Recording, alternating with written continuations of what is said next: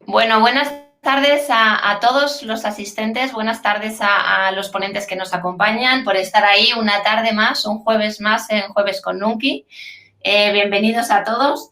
Hoy vamos a hablar del sector Contact Center, un sector que está en continuo crecimiento desde hace muchos años, entre un 3 y un 5% cada año los últimos años. Es un sector en el que las compañías están apostando muy fuerte porque todas quieren mejorar, obviamente, y más ahora que nunca, la experiencia con sus clientes. Y bueno, contamos con María del Pino Velázquez, un honor contar con ella. Voy a presentarla y la doy paso para que podamos saludarla. Ella es licenciada en Matemáticas por la Complutense y ha hecho un máster en Dirección de Empresas del IES. Es presidenta de Unísono, es una empresa dedicada a ofrecer servicios de call center, como no podía ser de otra manera. Se dedican bien a transformación digital, consultoría, tecnología y análisis de datos y dan sus servicios a más de 130 clientes en 4 países. Hoy en día tienen más de 7.000 empleados y lo que es un lograzo, que luego nos contará, el 92% ha conseguido que a día de hoy estén teletrabajando. María, muchísimas gracias por estar aquí con nosotros, de verdad. Nos contarás ahora un poquito más adelante este logro, cómo lo habéis conseguido y de verdad gracias por estar aquí, por dedicarnos unos minutitos. ¿Qué tal estás? Muchísimas gracias a vosotros por este tipo de iniciativas que yo creo que en estos momentos viene fenomenal, ¿no? Conocer las experiencias de todos estos sectores y acercar a todo el mundo pues a través de este tipo de herramientas tan asequibles, ¿no? Y que nos acercan tanto. Gracias. Gracias a ti, María. Contamos también con Abel Linares, ya un asiduo de los Jueves con Nunki, es CEO de Nunki World y es director del programa para directivos del IE de Inteligencia Artificial. Hola, Abel, muchas gracias también por estar aquí. Muchas gracias a todos los asistentes y especialmente a María y a su grupo al que representa por sacar un rato y podernos acompañar. Va a ser un placer, seguro, para todos. Antes de hacer una pequeña introducción para que podamos entrar en materia, sí me gustaría comentaros a todos aquellos que estáis asistiendo a este webinar o a este jueves, a este café online más bien, es deciros que de verdad y de corazón, como ya sabéis, vosotros sois los protagonistas, esperamos vuestras preguntas y por tanto os voy a explicar un poquito cómo las tenéis que formular, ¿vale?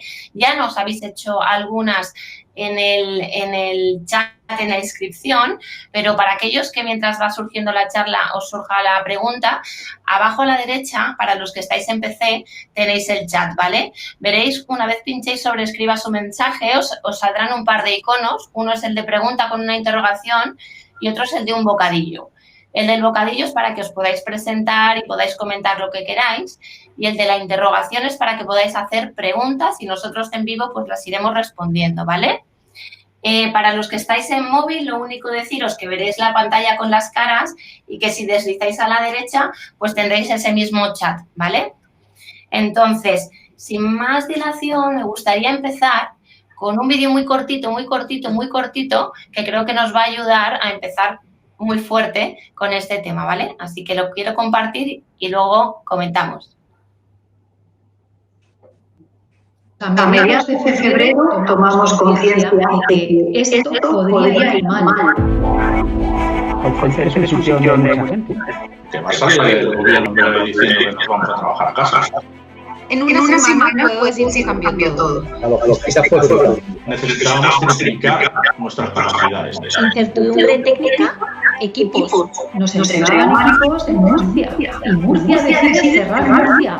Los productos multiplicaban su precio. La decisión era sí o no. Tomamos decisiones de 1 millón de euros en 2 días. A la gente le parecía que estábamos locos. Los clientes también alucinaban.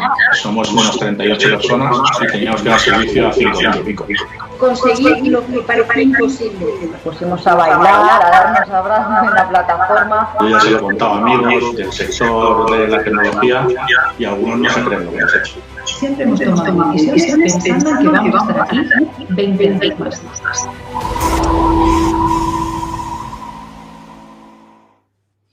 Bueno, no sé vosotros, yo lo oía un poquito en diferido y se oía un poquito mal, pero yo creo que se entiende perfectamente y se siente muy bien el vídeo.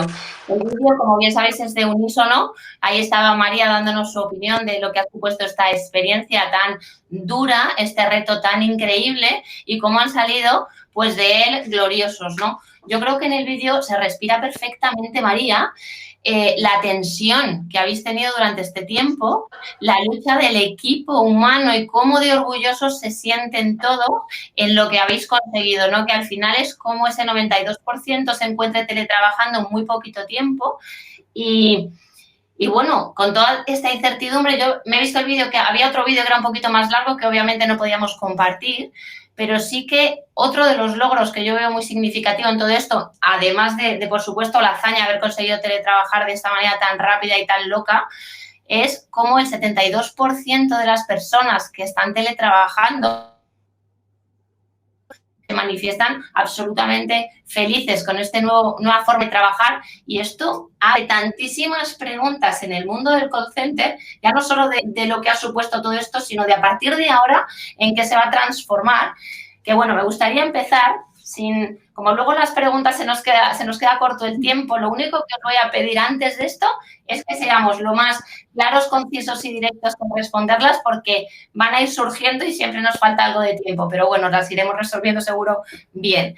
Me gustaría preguntarte, por supuesto, María, a raíz de este vídeo, ¿cómo ha impactado, obviamente, el coronavirus en los call centers, con todo lo que ya hemos visto en este vídeo, pero sobre todo, cómo va a impactar, ¿no? También a partir de ahora, y qué cambios pues se prevén irremediables, ¿no?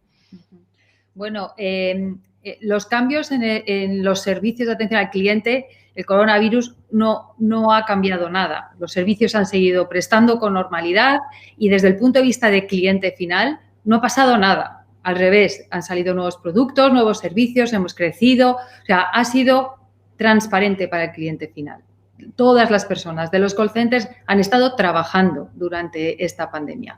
Como os podéis imaginar, no es el mejor sitio para pasar una pandemia un call center. En un call center se ocupa la posición más de una vez al día. Se utilizan los mismos elementos más de una vez al día. La densidad es más alta que en una oficina normal. Hay muchas zonas comunes con una alta densidad. Entonces, nosotros tuvimos claro desde el principio que la única salida era el teletrabajo. Nosotros teníamos que vigilar la salud y la densidad en las oficinas, pero teníamos que apostar desde el minuto cero por el teletrabajo. Entonces, desde el punto de vista logística interna, ha sido una revolución. O sea, el coronavirus ha actualizado nuestra compañía, la ha modernizado en una semana y media. O sea, ha sido, pues eso, tremendo. Ha sido increíble, ya lo hemos visto en el vídeo. A ver, me gustaría preguntarte a ti, luego María, te indagaremos un poquito más en cómo lo habéis podido hacer de esta manera tan eficiente. ¿Cómo afecta el coronavirus a nivel de estrategia, que también es muy importante, en los centros de atención al usuario? ¿Cómo todo esto se está viendo afectado en la estrategia a muy corto o medio plazo? No sé si me oyes, Abel. Yo creo que Abel está teniendo un problema con el sonido, ahora que lo veo. Mientras se arregla... Abel, ¿nos oyes? No. No nos oye. Bueno, mientras Abel intenta solucionar el problema del audio, ¿no nos oyes a nosotros, Abel? Mira, se ha ido, va a volver a entrar. Pues María, a mí sí me gustaría que nos pudieras contar en este tiempo, mientras Abel conseguimos reengancharlo, de verdad cómo se consigue, porque hablamos de 7.000 puestos de trabajo, ¿no? Que habéis tenido que en un brevísimo espacio de tiempo, hablabais en el vídeo que son 38 personas, ¿no? Entiendo el servicio técnico, dando soporte a 5.000. Entonces, ¿cómo se consigue esa locura? Porque en el vídeo veíamos que lo festejabais noches sin dormir. Me imagino que de eso hay mucho, ¿no? Pero a nivel cultural, de las personas que han tenido que adaptarse a una forma de trabajar diferente, ¿eso cómo se ha recibido?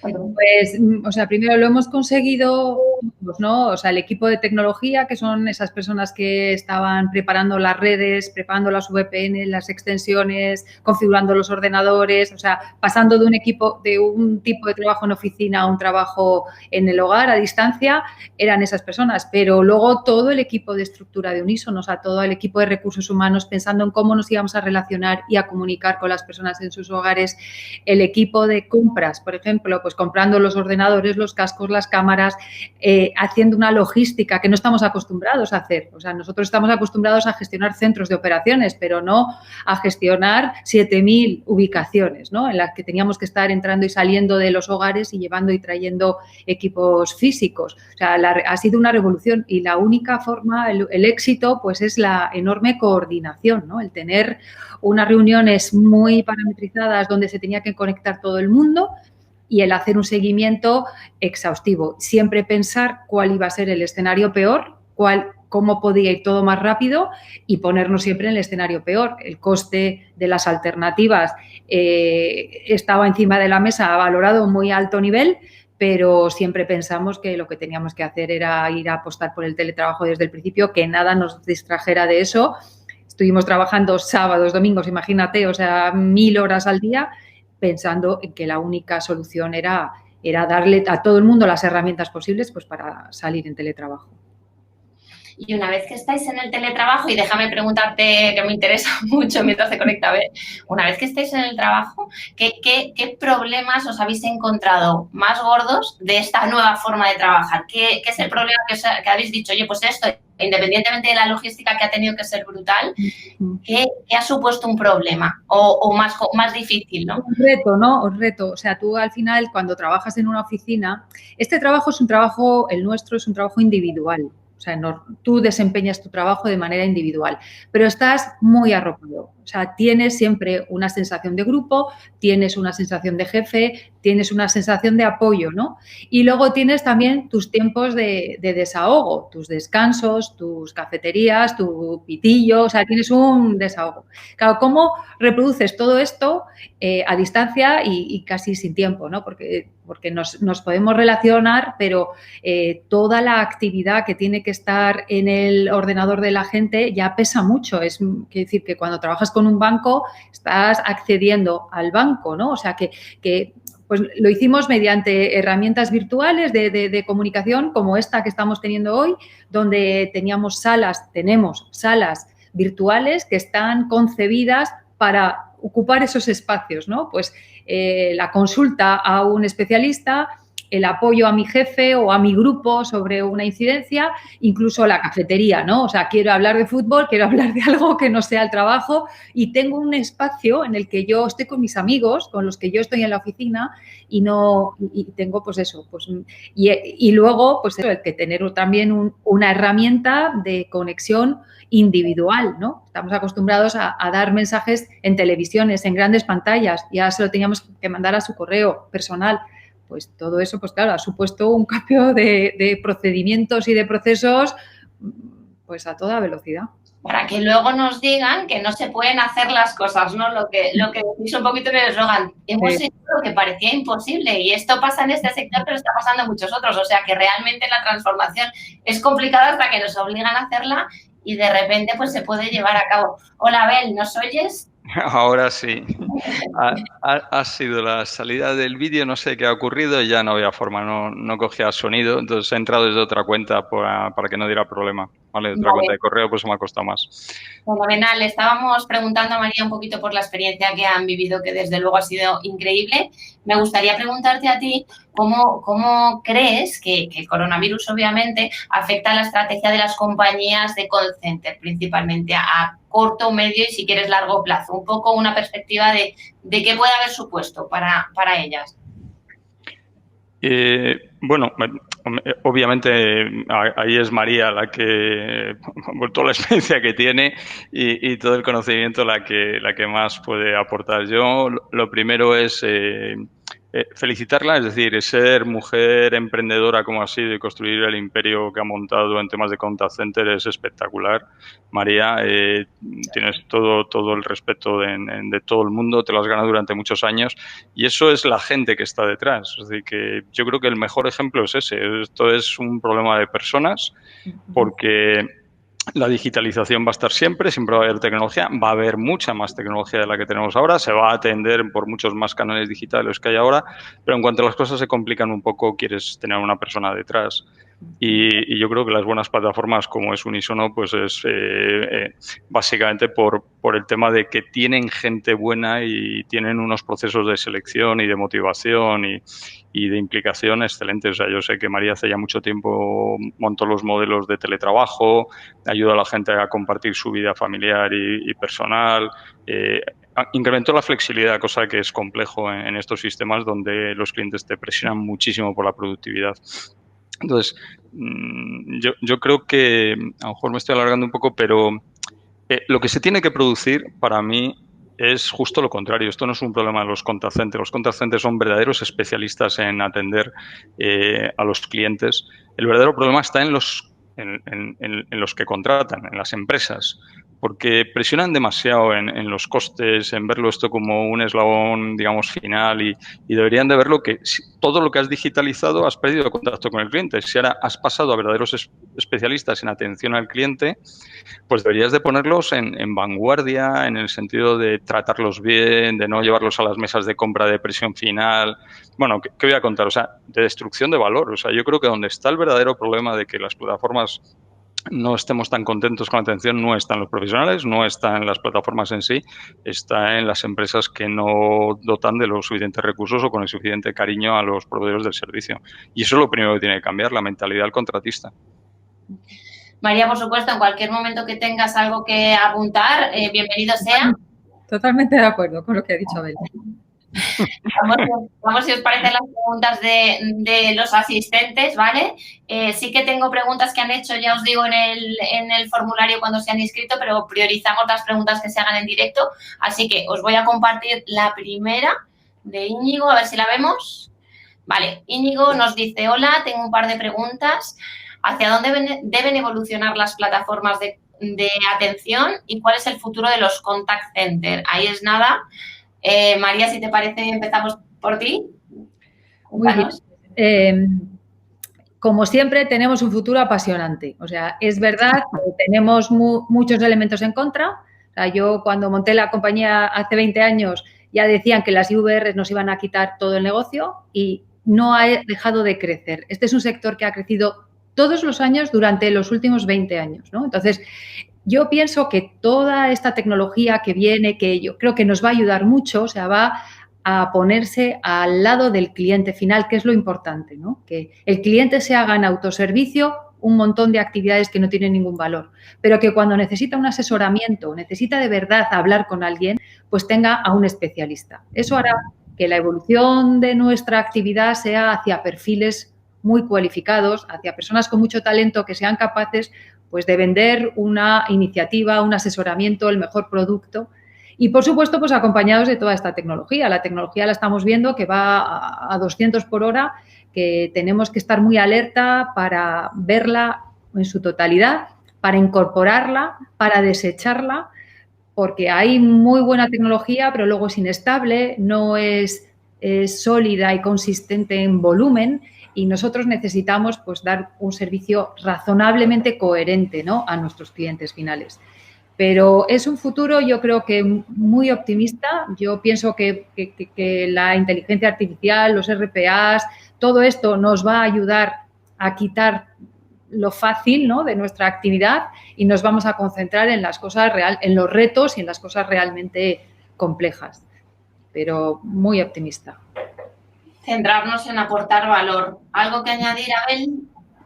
Bueno, lo ha definido perfectamente María. Por insistir un poco en su mensaje, Yo creo que deberíamos tener claros en general en toda la economía, pero los contact centers son muy obvios, que deberíamos de pasar de una, digamos, perdona el anglicismo, de un job economy, es decir, de una economía basada en horas de trabajo y cómo trabaja la gente, al de skills. Es decir, yo creo que pasamos a un skills economy, que es lo que ha dicho, todo lo que se va a poder automatizar se va a automatizar.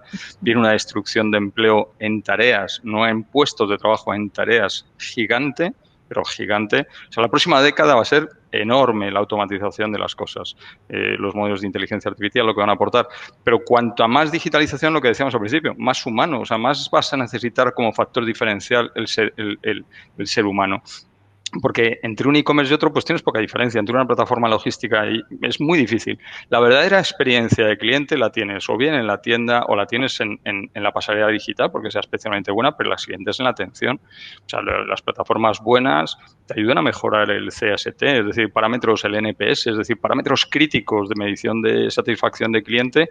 Un buen agente le da la vuelta a un problema rápidamente y se detecta. Es decir, la gente está encantada cuando le escuchas bien, le das resolución. Es mucho más comprensiva de lo que pensamos. El problema es si les autorizas. El problema es si realmente tienes empowerment, si te dejan la compañía poder hacer, si tienen las herramientas para que sean rápidas y ágiles.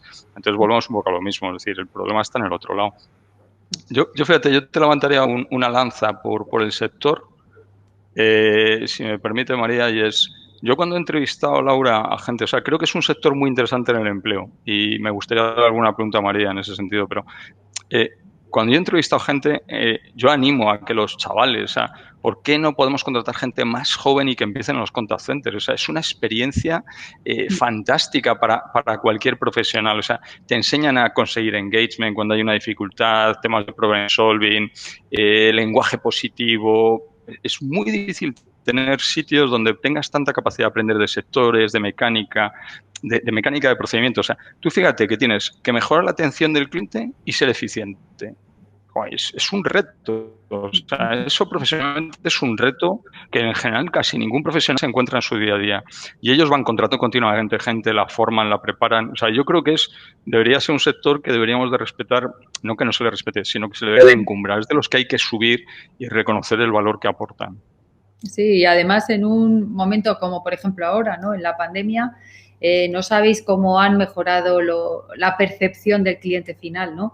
Que yo llamo a un teléfono porque de verdad necesito algo y hay gente al otro lado, ¿no? Entonces han empatizado muchísimo, han subido los tiempos medios de conversación porque las personas necesitaban incluso un desahogo. No solo te cuento lo que me pasa, sino que ya te cuento otras cosas. Y luego es verdad que también han bajado su nivel de exigencia, ¿no? O sea, cuando escuchaban incluso un sonido que claramente estaba en un entorno de un hogar, han sido permisivos, incluso lo han valorado positivamente, ¿no? O sea, unos umbrales que en otra situación hubieran sido súper exigentes, pues en este caso yo creo que ha valido la pena. O sea, que al final, efectivamente, lo que dices tú, el trabajo es muy complejo, es muy difícil porque no solo somos centros de operaciones donde ejecutamos instrucciones y transacciones, sino que además tenemos que tener una camable, somos la cara de la compañía y todas las incidencias que se producen en esas compañías nosotros tenemos que responder en primera persona porque somos los que defendemos a ese cliente y lo tenemos que hacer, pues eso, con empatía, como un comercial. O sea, le tengo que dar la vuelta a esta situación y tengo que conseguir que el cliente esté más fiel. Me encanta lo que decís porque es verdad que de alguna manera lo que se percibe como consumidor es esa no empatía a veces de haber estado, pues entiendo, cogiendo el teléfono, aguantando gente de todo tipo y que toda esta situación nos ha hecho a todos un poquito más humanos y realmente hemos recibido pues esa atención, ¿no? Vamos a pasar, si os parece, a la siguiente pregunta de Marisa, que dice que es una pregunta para ti, María. Desde el punto de vista cultural y operacional, ¿el teletrabajo ha venido para quedarse? Eso como pregunta. ¿Están preparadas las empresas de call center para este cambio? Y cuéntanos. Ojalá, o sea, yo creo que sí. O sea, yo solo veo lados positivos, ¿no? Del teletrabajo, porque primero porque en este caso, en una crisis, pues se ha visto claramente que ha sido la mejor opción, ¿no? Para cuidar a los empleados. El servicio no se ha resentido en ningún momento, desde ningún punto de vista. O sea, no ha habido momentos, ¿no? Ha habido, pues eso, pues tiempos de operación un poco más altos, pero realmente hemos seguido dando un servicio excelente y a mí me encantaría que siguiera como una pieza estratégica, ¿no? O sea, que nosotros dedicáramos un porcentaje casi por contrato de personas en teletrabajo, porque a nosotros nos permitiría acceder a personas muy valiosas que tienen otro tipo de problemas, pues problemas en sus casas porque tienen alguna persona que depende de ellas o personas que están combinando esta actividad con otra. Esto les quita una hora de ida y una hora de vuelta a los centros de trabajo que la pueden emplear en eso que ellos quieren, ¿no? Para nosotros eso es importantísimo. Atraer al mayor talento, pues es lo más importante en nuestra actividad. También te quita fronteras porque puedes irte a cualquier sitio, no tienes por qué estar físicamente viviendo en Madrid, puedes estar viviendo en un pueblo, puedes estar en la playa, puedes estar en otro país, o sea, es que me da exactamente igual donde estés, puedes realizar el servicio impecablemente. Yo, si nadie nos pone un problema encima de la mesa, problema que hoy no existe, nosotros desde luego a tope con el teletrabajo. En esa dirección, es que nos viene una pregunta justo después, que si os parece os la pongo en pantalla, porque sí que pone el lado quizás oscuro, ese pequeño problema que puede ser el teletrabajo, ¿no? Dice, buenas tardes, Nicolás. Buenas tardes, en nuestro call center también sacamos a teletrabajar a 500 personas en un par de días, que en ese momento las condiciones legales y de prevención de riesgos laborales estaban ciertamente relajadas por la situación de alarma, pero que cómo se plantea el teletrabajo con una situación de regulación más estricta, ¿no? ¿Qué impacto puede tener las famosas declaraciones del gobierno indicando que el teletrabajo pues, no le puede salir gratis a las empresas? Este quizás pueda ser un punto conflictivo que igual no tenemos respuesta a día de hoy, pero María, ¿tú cómo lo ves? Bueno, yo quiero decir, el servicio se está dando de manera óptima desde ubicaciones físicas, desde oficinas, y se puede dar de manera óptima desde los hogares de las personas. Si no ponemos trabas o no ponemos impedimentos o no ponemos unos costes elevados, que o sea, quiere decir, si un inspector de trabajo tiene que ir a vigilar 7.000 hogares para confirmar que están trabajando, pues probablemente metamos una variable pues muy compleja, ¿no? De gestionar y de auditar. Si hacemos cosas que son razonables, el teletrabajo se va a quedar, y si hacemos cosas que no son razonables, pues el teletrabajo volverá a la oficina y punto. Y ya está. A ver, ¿cómo lo ves tú, esta situación del teletrabajo? ¿Llega para quedarse? ¿Podremos con los inconvenientes o con las pegas que pueda ofrecernos? Al final es como todo cambia, ¿no? Es decir, cuando tú lo ves un poco a corto, piensas que va a cambiar muy rápido y cambia más despacio, y cuando lo ves con un poco de perspectiva te das cuenta que ha cambiado muchísimo. Entonces, yo creo que ahora mismo esta situación donde prácticamente todo el mundo ha hecho teletrabajo no era correcto porque nadie quería hacer teletrabajo. Teníamos un 8% de la población que solamente hacía más de un 50%. Con lo cual habrá una ola de vuelta. O sea, va a haber resaca y va a volver mucha gente a las oficinas, porque los primeros que no cambian son los mandos. Es decir, los mandos quieren tener, digamos, a la gente, y los modelos de delegación de trabajo están muy basados en el presencial, en que ves a la gente.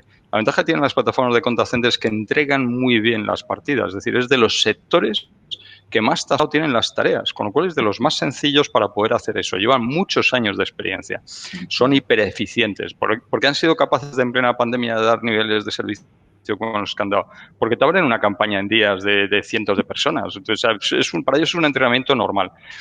Entonces, yo vuelvo a hacer lo mismo, es decir, deberíamos de aprender mucho más de ese sector de lo que probablemente se ha hecho, pero de cara a lo que nos preguntan legalmente, no sabemos, estamos en un momento donde hay un montón de rumores en todas las direcciones. Yo el mensaje que daría es, cuantas más oportunidades de trabajo hay, menos necesitas proteger al trabajador. Es decir, y eso es una verdad que podemos discutir lo que queramos, pero cuando tú tienes capacidad de toma de decisión de dónde quieres trabajar, tú aceptas las condiciones. Cuando hay paro y paro grande, el problema es que coges lo que puedes. Es lo peor. Yo pienso que es de lo peor. Entonces, el problema del teletrabajo es que tú no puedes poner barreras al Estado. Tú no las puedes poner. O sea, hoy pues yo solicito que me den trabajo de diseñador gráfico desde Filipinas y me están dando de trabajo de diseñador gráfico de Filipinas. Programador de código desde la India, programador de código. Alguien que me vea el SEO de mi web desde Argentina, me lo están viendo. Es decir, debemos de hacer lo contrario. O sea, debemos de ver cómo ayudamos a nosotros a exportar el talento que tenemos. Nosotros deberíamos de ser claramente el referente para toda Europa en plataformas de atención y de servicios y de BPOs. Todos los profesionales estarían encantados de venir aquí a trabajar y si encima es con teletrabajo, mucho más. O sea, yo creo que lo que hay que hacer es al revés. Pensar en cómo importas talento, cómo te traes talento, cómo flexibilizas eso y eso da trabajo para todos. Lo contrario, poner barreras a este mercado de la digitalización es cargarte el empleo a altísima velocidad. Fenomenal. Si os parece, vemos la siguiente. Nos dicen, hola a todos, gracias por este webinar. Cuando hablamos de, nos plantea del futuro, cuando hablamos de inteligencia artificial, futuro o presente, atención al usuario y automatización de contact center, ¿a qué tipo de soluciones nos referimos y cómo van a ser acogidas por nuestro cliente? ¿Qué opináis? María, dinos.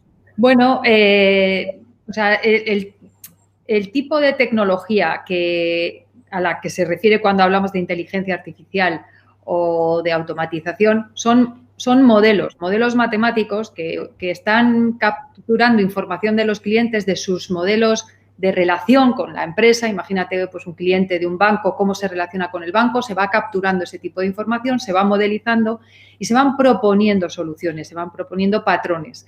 Ese tipo de actividad, ¿no?, que es más bien machine learning, va aprendiendo, ¿no?, de las cosas que van ocurriendo, las iteraciones que van pasando, cómo se va tratando ese tipo de incidencia o ese tipo de sugerencia, etcétera, etcétera, para intentar hacerlo de una manera automática sin que nadie intervenga. Lo que está haciendo es optimizando procesos, procedimientos, acortando tiempos y dando soluciones o presentando soluciones al cliente mucho más adaptadas a lo que el cliente necesita. Esto a mí me parece, vamos, que no lo puede parar nadie. Es que esto es un bien que se está produciendo para el cliente final. ¿Cómo interacciona con los contact center o con cualquier otro canal con el que el cliente se esté relacionando? Pues claro, nosotros somos los soportes a esa actividad. Probablemente nosotros capturemos también esa información o la enriquezcamos. Nosotros tenemos que convivir con esa actividad. Para nosotros no es un competidor en absoluto. Es un aliado, es un compañero de viaje. La tecnología la tenemos que enfocar así porque la tenemos que usar. O sea, si no lo vemos, nos cargamos el sector. O sea, yo creo que es importantísimo que todos aprendamos que esta tecnología la tenemos que utilizar para hacer mejor nuestro trabajo y vender todo lo que nosotros hacemos y lo que aportamos. Yo creo que esto ha venido para quedarse y creo que la mayoría de las empresas competidoras en mi sector lo apoyamos muchísimo, con departamentos, con empresas que se dedican solo a eso, a vigilarlo, a promocionarlo y a estar totalmente alerta. A ver, ¿cómo lo ves? Pues fíjate, yo te diría, Laura, que llevamos mucho tiempo hablando de transformación digital y lo que viene, o sea, que eso está ya como, digamos, te ha pillado muy tarde. Como todavía estés hablando de eso, te ha pillado tarde. Realmente hay que hablar de inteligencia artificial transformadora, o sea, el AI transformation. O sea, esto es de una dimensión no conocida. Hay quien lo compara con la luz y que dice que esto es de dimensiones igual o parecidas a cuando se descubrió la luz y se incorporó a la industria. Entonces, fíjate que llegó hasta regularse. Por el hecho de habilitar las fábricas, la luz evitaba que tuvieras que trabajar solamente cuando había sol, sino que se podía trabajar 24 horas al día, ¿no? Y tuvo que regularse el mercado laboral precisamente por eso, porque se abusaba. Y entonces la inteligencia artificial va a cambiar el mundo del trabajo. Entonces yo creo que lo más preocupante no es la tecnología, sino los skills. Es decir, estamos preparando a la gente para el cambio y entonces yo creo que ahí pues hay una reflexión de que no. De que los trabajadores son muy conscientes de ese cambio, los directivos probablemente no estamos formando a nuestras bases en eso y, por supuesto, ya lo que son educadores y la administración están lejísimos de entender las nuevas habilidades. A mí, yo no soy contrario a que se explique latín y, de hecho, me gusta y la historia y tengo a los chavales en esos temas, pero me parece increíble la baja formación que salen en ciberseguridad, por ejemplo. Es decir, ¿cómo podemos contratar gente que no sepa de ciberseguridad personal? Ya no digo de que sean gurús, ¿no? Entonces, todo esto es lo que va a cambiar. O sea, lo que va a cambiar es que vas a necesitar skills distintos porque la tarea repetitiva te la van a hacer estos sistemas. ¿En qué consiste la inteligencia? Pues depende del sector en el que estés. Dependiendo del sector en el que estés, la inteligencia la puedes utilizar en muchas variables. Yo creo que lo más potente que hay ahora mismo en Contact Center y que está funcionando y que no son laboratorios, como bien decía María, que es cierto que hay mucha cosa de test, eso es todo lo que se llama el enlighting. Es decir, cuando tú eres capaz de juntar el mejor perfil de tus profesionales con el perfil estimado que tienes a través de la huella que has hecho durante tiempo de tu cliente. Y en lugar de hacerlo, pues cuánta gente ha atendido, cuántas llamadas, pues lo hace realmente por match de perfiles. Y es un win-win clarísimo para los dos. Bueno, ya que nos comentáis que esto es una realidad que se va a imperar, a ver si desarrollamos esas habilidades todos rápidamente. Mira, os paso a la siguiente pregunta, ¿no? Que está relacionada también un poquito con este tema de la inteligencia artificial, la voz. El secreto de las interacciones entre las empresas y sus clientes está en la voz de los clientes y en la voz de los empleados.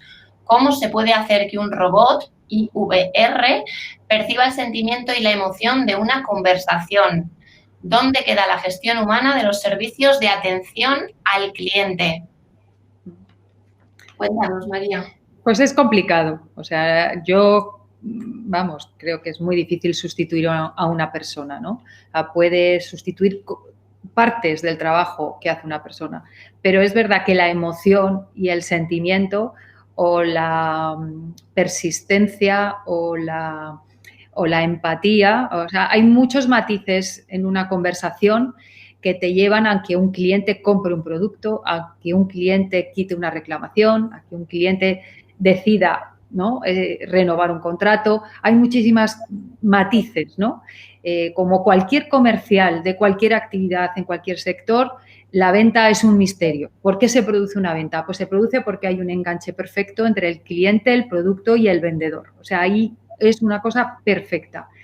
¿Las máquinas nos ayudan y Sí, yo creo que nos quitan toda esa trámite administrativo que es paja, pero la emoción y el sentimiento, pues yo creo que es complejo. Pero no hay que pedirle a la máquina que sea una vendedora. Yo creo que a la máquina hay que pedirle que haga muy bien su trabajo, que sea muy eficiente, que me vaya por el camino óptimo, que no me haga perder el tiempo. O sea, que yo que quiero hacer un cambio de titular, pues me haga el cambio de titular. No le estoy pidiendo que me venda ningún producto. Lo que quiero que las máquinas hagan bien es quitarme todo el trabajo a mi cliente final y cuando necesito ayuda o necesito pues que me atienda una persona que claro que defiendo el trabajo de mi sector porque lo veo imprescindible y además inimitable. A ver, ¿qué nos comentas tú de esto del sentimiento y de la voz? Bueno, a ver, hay muchos campos ahí.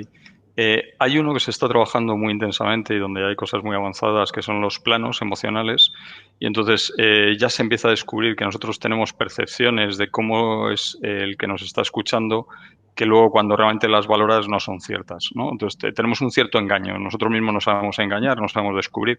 Bueno, hay gente que es maravillosa. Normalmente todos los que te hacen trucos de magia es que saben hacer eso, ¿no? Y te están engañando, te están llevando por la ruta que ni te enteras, ¿no? Y saben que si estás mirando para la izquierda, para la derecha, para arriba, para abajo, has decidido el 2 o el 4 o el as. Y yo soy incapaz de saber eso. Y al final es neurociencia. Son conceptos donde la gente se está incorporando, se está avanzando como nunca en todos esos campos y en la medida que eso se pasa a modelizaciones de datos, es muy distinto. Es decir, el hombre contra hombre gana siempre, cuando el hombre contra cientos de potenciales clientes ya no es cierto. O sea, ya las estadísticas, las máquinas ahí trabajan siempre mucho mejor que nosotros. Somos muy inconsistentes, nos cansamos, no siempre valoramos lo mismo. Entonces, tienes que dedicarlos a lo que decíamos, a cuando realmente se requiera que sea empático, que realmente sea emocional por algo. ¿Qué puede ser emocional? Oye, los teléfonos estos que hay de que lo estás pasando mal y que necesitas a alguien que te sepa escuchar, eso lo sabe hacer una persona. Eso una máquina no te escucha, o sea, está ahí detrás. En lo demás, yo creo que vamos a sufrir más bien lo contrario. O sea, muchos planos emocionales donde vas a tener esos parámetros y esas mediciones y las estadísticas. Bueno, voy a decir, María es matemática. O sea, fíjate, se adelantó su tiempo que era matemática y experta en estadística. O sea, que contarle a ella esto me parece que me equivoco si sigo por ese camino comparado con lo que ella sabe. Pero yo diría que por dónde hemos empezado. O sea, cada uno tiene que especializarse en donde es bueno. Las máquinas, en lo que hagan bien, lo van a hacer muy bien y más rápido que nosotros.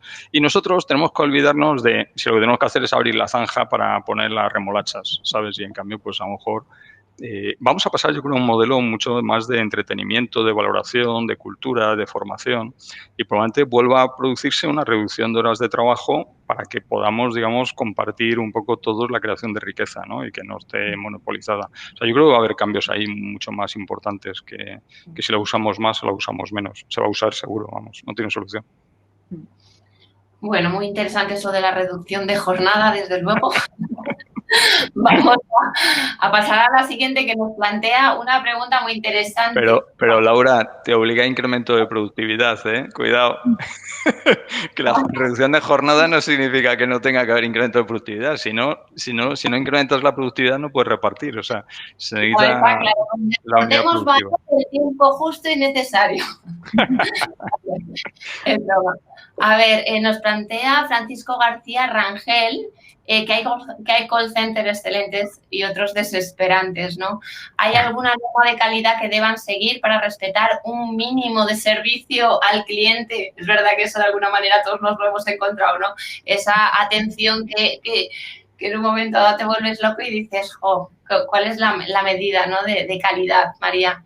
Pues efectivamente, o sea, imagínate cuando eres un profesional de este sector, ¿no? Lo que te duele que haya ese tipo de servicios, ¿no? O ese tipo de anécdotas que siempre salen en alguna cena, o yo he llamado y me han dicho y tal, ¿no? Pues al final yo como de esto, ¿no? Mi familia vive de esto, a mí me va la vida en ello, de que esto hagamos todos un sector donde demos unos servicios de calidad. Es verdad que hay mucha diferencia entre unos sectores y otros, entre unos tipos de clientes y otros. Yo creo que hay un sector que ha hecho daño general a este servicio, ¿no? Porque ha abusado de unas prácticas, pues no lo mejor, ¿no? O sea, todos los ejemplos y los chistes que os vais a acordar son del mismo sector. Pues quiero decir, pues efectivamente, pero la verdad es que se dan unos servicios tan impresionantes en los call centers que los clientes te envían regalos cuando tú les has solucionado un problema, que los clientes separan el tiempo a escribir una carta con todo lujo de detalle y me la dirigen a mí para darme las gracias por una persona que les ha tratado en un momento determinado. O sea, quiero decir, nosotros hacemos un trabajo que somos un centro de operaciones. O sea, cuando decimos los call centers, pues habrá call centers de todo tipo. Yo no puedo saber lo que están haciendo todos los demás. Pero en mi caso son centros de operaciones. Las personas reciben una solicitud de un cliente que necesita hacer algo, operar, ¿no? Pues tengo un problema con mi banco y tengo que enviar una remesa de domiciliaciones, de lo que sea, de cualquier tipo de trabajo de un banco, de una empresa, ¿no? Estoy en una empresa eléctrica y necesito cambiar mi tarifa de la luz porque voy a trabajar de noche y ahora estoy de día o no sé qué. O sea, tengo que operar, entrar en el sistema y darle una instrucción. Entonces, nosotros lo que tenemos que hacer es ser eficientes. O sea, yo recibo la llamada, la gestiono para darle la mejor opción a ese cliente. Un cliente de una empresa aseguradora que va con el coche y se queda tirado en el kilómetro 31 y mi seguro solo llega al kilómetro 30, ¿no? Pues no solo tengo que leerle lo que el cliente sabrá, porque lo tendrá descargado en su móvil, cuál es la política de mi seguro, de mi compañía, sino que tengo que acompañarle y tengo que darle una salida, ¿no? A eso. Pues ese es el trabajo de los call centers excelentes. Nosotros tenemos millones de normas. Tú dices, si hay una norma, o sea, yo no lo decías tú antes, Abel, y es verdad. O sea, es un trabajo súper parametrizado.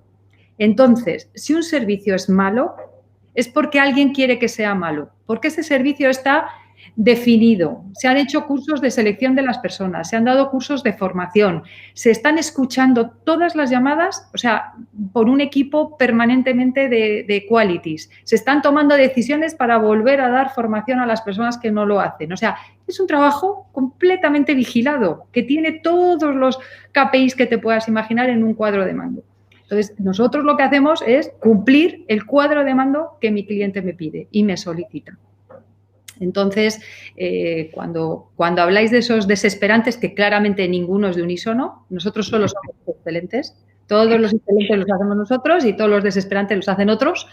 Debe ser porque no cumplen esas normas de calidad o no tienen un sistema de fijación de objetivos o no hay ese sistema de escucha de llamadas o simplemente porque el cliente le va bien ese sistema, o sea que también puede ser, pero la realidad es que existen muchas normas. Pues hay una muy famosa que es la COPC, que es una norma muy, muy exigente que te audita todo el call center, desde la persona última hasta la más de arriba, con todos los procedimientos, la tecnología, absolutamente todo. Así que no habrá...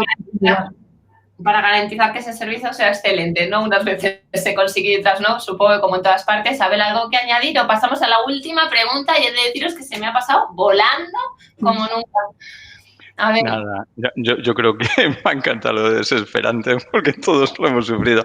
Yo fui responsable del 1004 y del 1002 y me acuerdo cuando llegué allí y escuchaba a la gente que estaba atendiendo y decía, dígame. O sea que, digamos, eso no tiene nada que ver con el servicio, tiene que ver con el engagement y con que la gente realmente entienda su labor y esté motivada. Yo creo que lo que ha dicho María, subirme a fijarnos en los buenos. Tú vas a un bar y hay quien te trata de maravilla y quien te maltrata. Luego, en todos los sitios hay. Lo que tenemos que buscar es eso, lo que va a estar buscando el cliente. O sea, el cliente va a ser muy intolerante con el mal nivel de servicio, va a hacerlo donde no puede, pero los ratios vienen demoledores para la mala experiencia del cliente. Vale, pues si os parece, ya os digo, por ser puntuales que nos gusta hacer... Esto es lo que hace mejor María, pero me parece que se habla que necesitas mínimo 12 impactos positivos en la atención del cliente para que corrijas uno negativo. No cuánta gente se lo cuentas, sino cuántas veces te tienen que sorprender en la atención para que olvides uno negativo.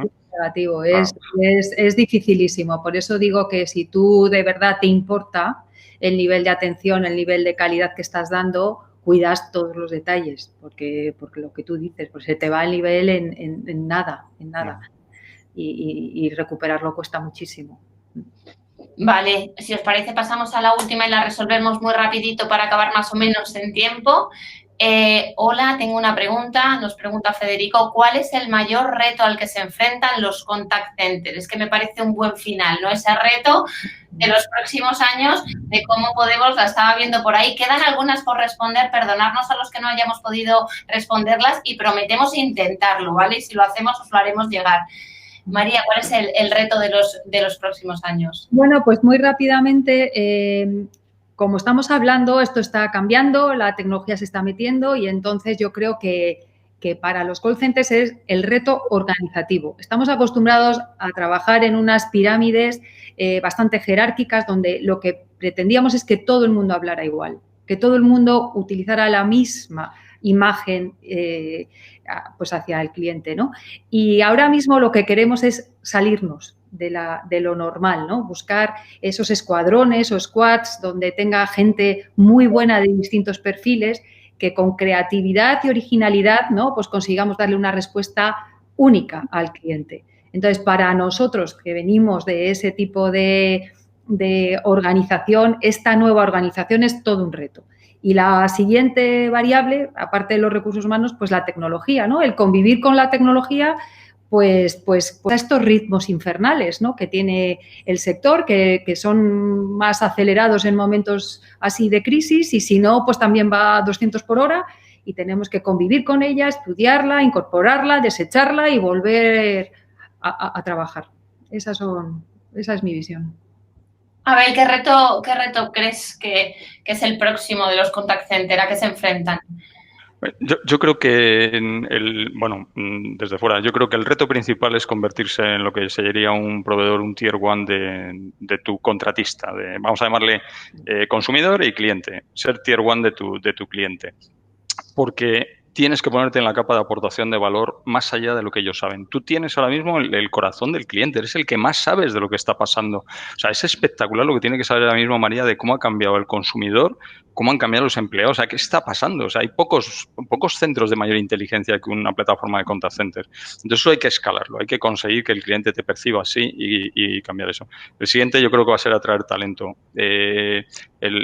Hay que subir la imagen del sector y que el talento realmente se dé cuenta que es un sitio magnífico para empezar a trabajar y poder crecer con ello. El otro que ha tocado es el tema de la centralización. En general son pensamientos muy de edificio. Estoy en este edificio, tengo los cantos de entrada de tráfico aquí y desde ahí tengo unas estructuras de mando. Lo ha explicado perfectamente María, o sea, hay poco más que decir. Esto va de todo lo contrario, flexibilidad, agilidad y dispersidad, ¿no? O geopolítica.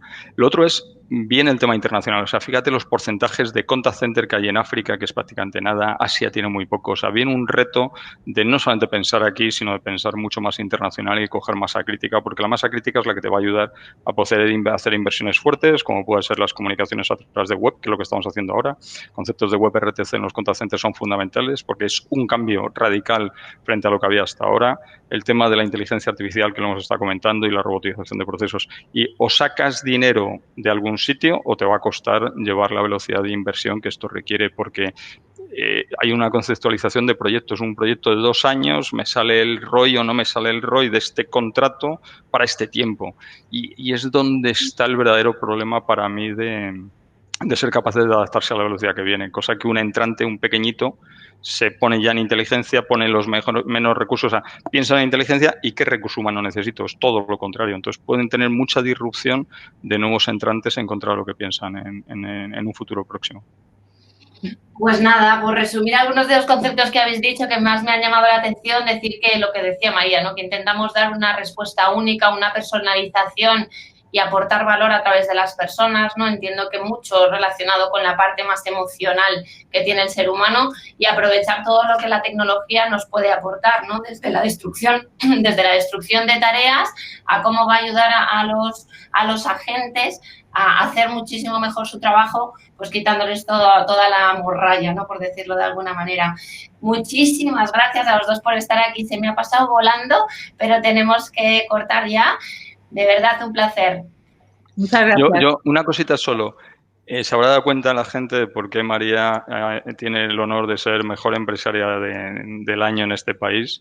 Y enhorabuena por haber dado a 7.000 empleados apoyo y soporte en un momento tan complejo como el que habéis vivido. Enhorabuena, toda nuestra felicidad también, María, a ti y a todo tu equipo. Muchísimas gracias. Muchas gracias. Gracias a todos. Hasta luego y un placer. Hasta luego a todos. Adiós.